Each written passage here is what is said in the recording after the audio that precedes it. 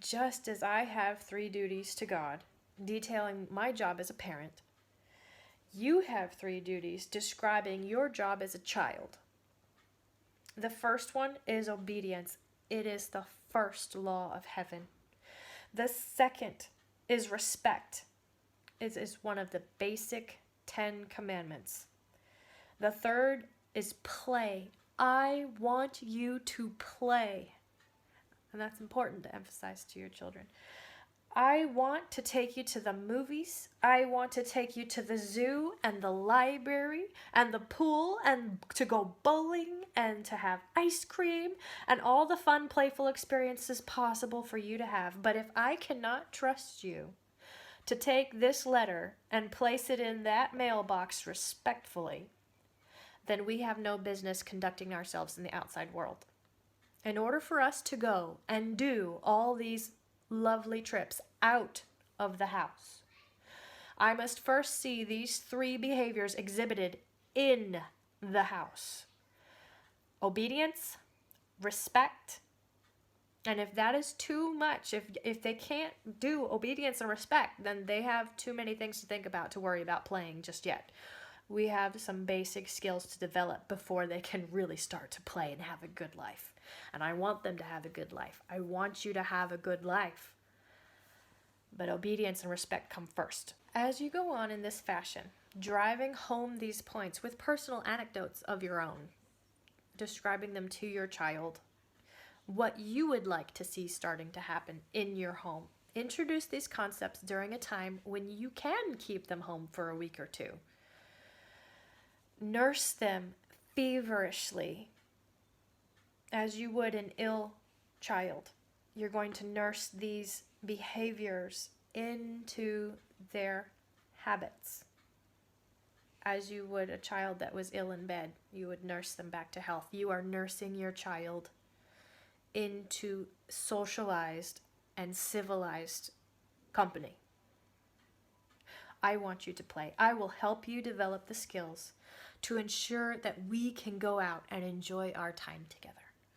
Right? Like, you see how this can, like, do it within your own way, with your own words, but communicate this process, this thought process to your children. I have a job to do, and you have a job to do. This isn't a one-way street.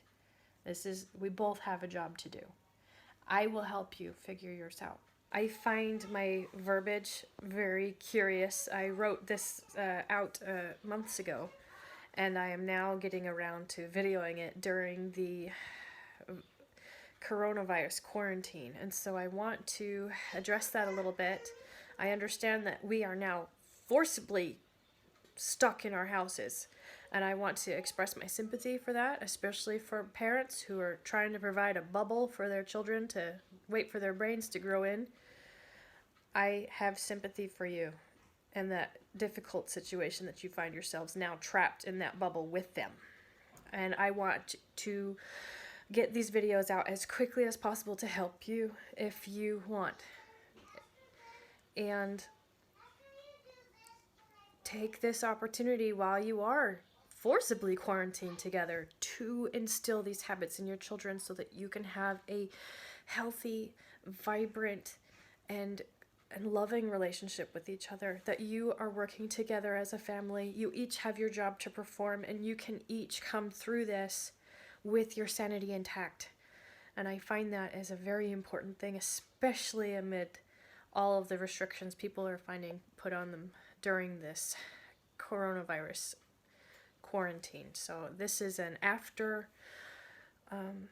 thought that I am videoing for you because of my unique verbiage that I used to describe this process. I wrote this out months ago in the beginning of the year I didn't know that we would be in this situation.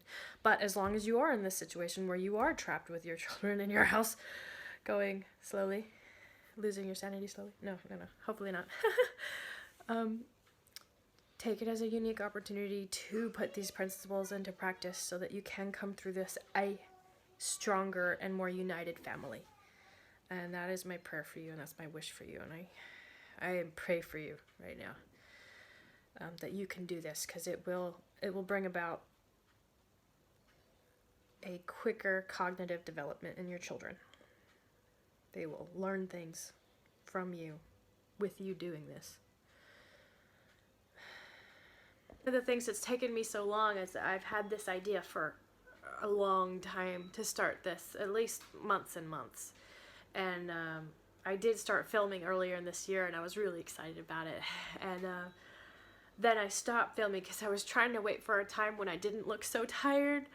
But once this coronavirus quarantine hit, and I realized how vital this information could be for people, and that at this point there is not going to be time when I don't look tired, because I'm spending all day helping my children do their homework, and I'm doing all those things for them that they need during the day. And they are spectacular children.